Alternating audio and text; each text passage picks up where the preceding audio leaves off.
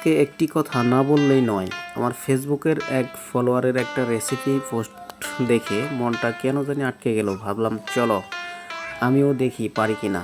তারপর শুরু হলো আমার নতুন এক অভিযান। ঠান্ডা ভাত, একটু পেঁয়াজ, তেল, ধনিয়া পাতা আর সাথে একটা ডিম। রান্না তো সহজ মনে হয়, কিন্তু আপনি যখন পেঁয়াজ কাটতে গিয়ে চোখে পানি চলে আসবে তখন বুঝবেন আসল কষ্টটা কোথায়।